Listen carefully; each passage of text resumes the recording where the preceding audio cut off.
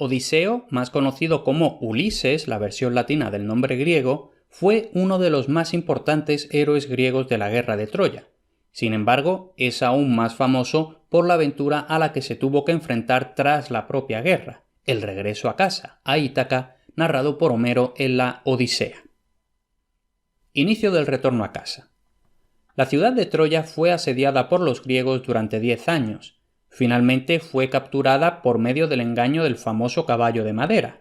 Los héroes griegos supervivientes, felices por la victoria y el botín, aunque agotados por el esfuerzo continuado de los 10 años de asedio, partieron rápidamente de regreso a casa. Entre todos los griegos se encontraba Odiseo, un hombre de gran valor e inteligencia, artífice del engaño del caballo que permitió la toma de Troya. Odiseo era el rey de la isla de Ítaca, donde poco antes de participar en la guerra se había casado con Penélope, una mujer hermosísima y fidelísima. Así pues, tras 10 años de guerra, Odiseo ardía en deseos de volver a ver su patria y a su mujer. El país de los lotófagos. Poco después de abandonar la costa troyana, surgió una tempestad de tal magnitud que las naves griegas se dispersaron. El navío en el que iba Odiseo fue arrojado hacia el sur, de modo que llegó a la costa de Libia. Tras echar el ancla, Odiseo ordenó a algunos de sus hombres que exploraran el desconocido territorio al que habían llegado y trajeran agua para que pudieran beber todos. Por supuesto, los compañeros obedecieron a su rey. Sin embargo, mientras buscaban algún manantial, se encontraron con algunos habitantes del lugar, quienes los recibieron muy hospitalariamente y les dieron de comer. Ocurría que la mayor parte de la comida de estos hombres era un fruto misterioso, al que llamaban loto. Cuando los griegos lo probaron, se olvidaron de su patria y de los restantes compañeros y se convencieron de que preferían quedarse allí para alimentarse por siempre de aquella comida maravillosa. Tras esperar bastantes horas, Odiseo temía ya que algo malo les hubiera ocurrido a sus hombres, por lo que envió a algunos de los que se habían quedado con él para que investigaran. Estos encontraron pronto una aldea cerca de donde estaba el barco y allí vieron a sus compañeros que actuaban como si estuvieran borrachos. Tras entablar conversación unos compañeros con otros, los sobrios intentaban convencer a los otros de que volvieran con ellos al barco. Sin embargo, se resistían e incluso llegaron a las manos, gritando todo el rato que no tenían intención de ir a ninguna parte. Así las cosas, volvieron ante Odiseo, al que informaron de la situación. El propio rey, junto a todos los compañeros restantes, se presentaron en la aldea y allí Odiseo intentó convencerlos de que volvieran por su propia voluntad. Al fracasar el intento, entre todos ataron a los compañeros y se los llevaron contra su voluntad de vuelta al barco. Rápidamente levaron anclas y se marcharon. La tierra de los cíclopes. Tras remar durante toda la noche, al día siguiente arribaron a una tierra desconocida. Entonces, como ignoraba dónde pudiera estar, el propio Odiseo decidió explorar, junto a 12 compañeros, el lugar. Avanzaron un poco tierra adentro y llegaron a una enorme cueva que parecía habitada, pues la entrada tenía aspecto de estar protegida tanto por la propia naturaleza del lugar como por la mano de alguien. Entonces, y aunque suponían que iba a ser peligroso, se metieron en la cueva y allí encontraron una gran cantidad de leche guardada en grandes vasijas. Mientras se preguntaban quién pudiera habitar en semejante sitio, oyeron un sonido terrible. Todos volvieron los ojos a la entrada y vieron a un horrible monstruo, de apariencia humana, pero de enorme tamaño. Al momento se fijaron en que el monstruo tenía un único ojo en medio de la frente y entonces entendieron que era uno de los cíclopes, de los que ya habían oído hablar. Los cíclopes eran unos pastores que vivían en la isla de Sicilia, particularmente el monte Etna, y es que allí tenía su taller Hefesto, para quien trabajaban los cíclopes y que era el patrón de los artesanos e inventor del fuego. En cuanto los griegos vieron al monstruo, se escondieron por los recovecos de la cueva muertos de miedo. Por su parte, Polifemo, que así se llamaba el cíclope, estaba concentrado en meter a todo su rebaño. Tras terminar, tapó la entrada con una enorme roca e hizo un fuego en medio de la cueva. Empezó a mirar por todos lados y sintió que había hombres escondidos. Entonces gritó: «¿Quiénes sois? ¿Ladrones o mercaderes?». Entonces Odiseo respondió que no eran mercaderes, pero que tampoco tenían intención de robar nada, sino que se habían perdido a causa de una tormenta mientras volvían a casa tras conquistar Troya. También aclaró que no tenían ninguna mala intención y que les fuera permitido marcharse sin daño. Entonces Polifemo le preguntó dónde tenían la nave. Odiseo, al darse cuenta de la intención capciosa del cíclope, pensó que tenía que ser precavido y le dijo que el barco había quedado totalmente destruido al chocar contra las rocas. Sin mediar más palabra, Polifemo cogió de repente a dos de los compañeros con su enorme mano, los despedazó de un tirón y empezó a comérselos. Los griegos no podían sino contemplar cómo el cíclope devoraba a dos de sus compañeros sin ser capaces siquiera de hacer el más mínimo ruido. Dieron por perdida cualquier esperanza de salvación y ya solo aguardaban la muerte. Polifemo, tras terminar tan horrible cena, se tumbó en el suelo y se echó a dormir. Al verlo, Odiseo empezó a pensar que no debía dejar pasar tan gran oportunidad de actuar. Lo primero que se le ocurrió fue coger su espada y atravesarle el pecho al monstruo. Sin embargo, pronto se detuvo y empezó a mirar alrededor, preguntándose cómo saldrían de la cueva. Se dio cuenta de que poco les ayudaría matar a Polifemo si a continuación no iban a ser capaces de mover la enorme roca que tapaba la salida. En efecto, era tan grande que ni siquiera 10 hombres podrían moverla. Odiseo apartó este plan y volvió junto a sus compañeros. Ahora sí, todos perdieron cualquier mínima esperanza. Sin embargo, Odiseo los animó, que él ya había escapado antes de muchos otros peligros de semejante calibre y que sin duda los dioses les ayudarían. Al amanecer, Polifemo se despertó e hizo lo mismo que la noche anterior. Agarró a dos de los restantes compañeros y se los comió para desayunar. Entonces quitó la enorme piedra y salió de la cueva junto a su rebaño. Al verlo los griegos pensaron que era su oportunidad para escapar. Sin embargo, Polifemo volvió a tapar la entrada en cuanto salieron todas las ovejas. Una vez más perdieron toda esperanza de salvación y se dieron a los lamentos y a las lágrimas. Sin embargo, Odiseo, que como ya hemos dicho, era un hombre de gran ingenio, aunque era consciente de lo crítico de la situación, aún no se había entregado a la desesperanza. Tras reflexionar durante mucho tiempo, llegó a una conclusión. De entre los leños que había apilados en el interior de la cueva, escogió el más largo y empezó a afilarlo con gran tesón. Entonces instruyó a sus compañeros sobre lo que quería que hicieran y se quedó esperando a que Polifemo volviera. Al atardecer, Polifemo volvió a la cueva y cenó de la misma forma que el día anterior. Entonces Odiseo sacó un odre de vino que por casualidad había llevado consigo. Llenó una gran copa de vino y se la ofreció al monstruo. Polifemo, que nunca antes había probado el vino, se bebió la copa entera de un trago. Le gustó tanto que pidió otra copa y luego una tercera. Entonces le preguntó a Odiseo cómo se llamaba y él respondió que se llamaba Nadie. Polifemo solo respondió esto: «Pues que sepas que te haré un favor a cambio de estas copas. A ti te comeré el último». Tras decir esto, ya afectado por la comida y el vino, se tumbó y al momento se quedó dormido. Entonces Odiseo reunió a sus compañeros y les dijo: «Esta es nuestra oportunidad, no perdamos esta gran ocasión». Tras endurecer al fuego el palo que había afilado antes, le atravesaron el ojo a Polifemo, que estaba dormido, e inmediatamente corrió cada uno de los compañeros a una parte distinta de la cueva. Inmediatamente el cíclope se despertó por el gran dolor con un enorme griterío. Empezó a dar tumbos por la cueva intentando agarrar a Odiseo.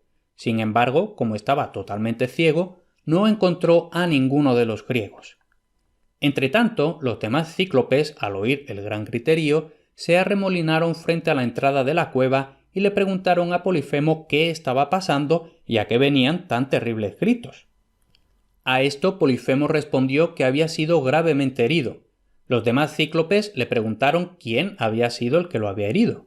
Sin embargo, cuando Polifemo dijo que nadie lo había herido, uno de los cíclopes dijo: «Pues si no te ha herido nadie, no hay duda de que es cosa de los dioses, a los que ni queremos ni podemos oponernos ninguno de nosotros». Tras decir esto, los demás cíclopes se fueron, creyendo que Polifemo se había vuelto loco. Polifemo, cuando sintió que sus compañeros se habían marchado, llevado por la desesperación, empezó a buscar otra vez a Odiseo. Encontró la puerta y movió la roca para que el ganado saliera. Entonces se sentó en la entrada e iba palpándole la espalda a cada oveja que salía para que ninguno de los griegos pudiera escapar montado en las ovejas.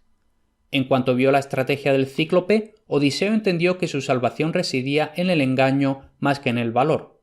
Lo primero que hizo fue escoger a 3 ovejas y las ató entre sí con unas cuerdas. Entonces colocó a uno de sus compañeros por debajo de las ovejas, atado los vientres, de modo que quedara totalmente escondido. Y así las ovejas salieron llevando al griego escondido debajo. El plan de Odiseo había funcionado, pues Polifemo iba tocando la espalda de las ovejas en busca de los griegos antes de dejarlas salir. Al ver que el primero había logrado escapar, hizo lo mismo con los demás compañeros y ya en último lugar escapó él. Tras conseguir escapar de la cueva, Odiseo, temiendo que Polifemo se diera cuenta de la treta, a toda velocidad se dirigió junto a sus compañeros hacia la costa. Allí los aguardaban los compañeros que se habían quedado vigilando la nave, que, tras esperarlos durante 3 días, ya estaban preparando una expedición de rescate. Odiseo ordenó a todos embarcar, pues pensaba que aún no estaban completamente a salvo. Levaron anclas y ya se alejaban de la costa cuando el héroe exclamó: «Tú, Polifemo, que violas las leyes de la hospitalidad, has pagado la debida pena por tu monstruosidad». Polifemo lo oyó y, llevado por la ira, se dirigió al mar. Como pudo, calculó más o menos dónde debía de estar la nave de Odiseo y arrojó una enorme roca contra ella. Aunque les faltó poco para ser alcanzados, los griegos consiguieron escapar sin más daños. La casa de los vientos. Tras navegar unas cuantas millas, Odiseo llegó a la isla de Eolia. Esta era la patria de los vientos. Aquí, en una vasta cueva, el rey Eolo a los pujantes vientos y las tempestades sonoras con su poder contiene y con cadenas y cárcel refrena. Eneida, libro 1, 52-54. Allí el propio rey recibió a los griegos con hospitalidad y los convenció de que se quedaran unos cuantos días para reponer sus fuerzas. Al 7º día, cuando ya se habían recuperado, Odiseo, para no perder la mejor temporada del año para navegar, decidió volver a ponerse en camino sin más demora. Entonces Eolo, que sabía que Odiseo ardía en deseos de ver su patria, le dio un gran saco de cuero en el que había encerrado a todos los vientos, excepto a uno, el Céfiro, que era el que llevaría a los griegos desde Eolia a Ítaca. Odiseo aceptó el regalo de buen grado y ató al mástil el saco lleno de vientos, y entonces zarparon. Habían navegado 9 días con un viento favorable y ya podían ver a lo lejos su patria. Entonces Odiseo, agotado por gobernar la nave durante todo este tiempo, se tumbó para descansar un rato. Por su parte, los compañeros, que ya llevaban tiempo preguntándose qué podría haber en el saco, en cuanto vieron a Odiseo dormido, pensaron que era una gran ocasión para comprobarlo, pues pensaban que el saco estaba lleno de oro y plata. Entonces, movidos por la codicia, abrieron el saco. Y los vientos, como información, al abrírsele la puerta, corren y soplan como un torbellino. Eneida, libro 1, 82-83. Se originó tan gran temporal que no pudieron mantener el rumbo de la nave, sino que fueron llevados de vuelta por donde habían venido. Odiseo, despertándose, se dio cuenta de lo que había pasado al ver el saco abierto e Ítaca a su espalda. Entonces, tremendamente enfurecido, recriminaba a sus compañeros que su avaricia les había impedido volver a ver su patria. La isla de Circe. Tras un poco de tiempo, los griegos llegaron a una isla donde vivía Circe, la hija del sol. Tras atracar, Odiseo consideró que debían bajar a tierra para buscar comida, pues ya escaseaba la que tenían en la nave. Así pues, reunió a sus compañeros y les informó de cuál era la situación. Sin embargo, todos recordaban perfectamente lo terrible de las recientes muertes de sus compañeros, por lo que ninguno de ellos quería llevar a cabo la misión. Odiseo llegó a un acuerdo, los dividió en 2 grupos. Puso a Euríloco, un hombre de gran valentía, al frente de uno de ellos, y al frente del otro grupo se puso a sí mismo. Entonces echaron a suertes cuál de los dos grupos había de bajar a tierra, y hecho esto, Euríloco, junto a 22 hombres, se encaminó a cumplir la misión. Los griegos iban ya con tanto miedo que no les cabía duda de que iban directos a la muerte. Incluso los que se habían quedado en la nave apenas podían aguantarse las lágrimas, pues creían que nunca volverían a ver a sus compañeros. Sin embargo, tras adentrarse algo más en la isla, llegaron a una mansión construida con todos los lujos. Al acercarse a la entrada, oyeron un canto maravilloso. Tal era la dulzura del canto que no pudieron evitar tocar a la puerta. Inmediatamente salió Circe y con gran amabilidad invitó a los hombres a pasar. Euríloco, que sospechaba de la situación, decidió quedarse fuera esperando, mientras que los demás no dudaron en pasar. Dentro encontraron un magnífico banquete preparado para todos ellos, y Circe les mandó que se sentaran a la mesa. Poco antes, Circe había añadido una sustancia misteriosa al vino que se sirvió. En cuanto lo probaron, los griegos se quedaron dormidos. Entonces Circe, que era una experta hechicera, con un bastón de oro tocó a los griegos en la cabeza e inmediatamente se convirtieron en cerdos. Mientras tanto, Euríloco, que no sabía qué estaba pasando dentro, estaba sentado en la entrada. Sin embargo, cuando anocheció, se preocupó y decidió volver solo a la nave. Al llegar, agitado por los nervios y el temor, apenas podía contar a los demás lo que sabía. Odiseo, temiendo que sus compañeros estaban en peligro, tomó su espada y ordenó a Euríloco que le mostrara el camino.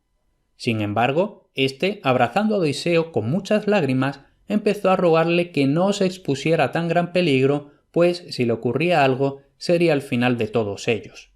Odiseo le dijo que no iba a llevarse a esta misión a nadie contra su voluntad, y que si quería podía quedarse en el barco y que él mismo, incluso si había de ser en solitario, iría a rescatar a sus compañeros.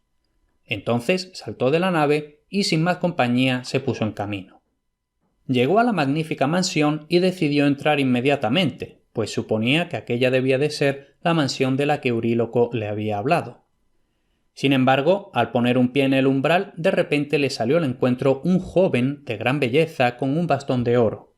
El joven agarró de la mano a Odiseo y le preguntó: ¿A dónde vas tan deprisa? ¿No sabes que esta es la morada de Circe?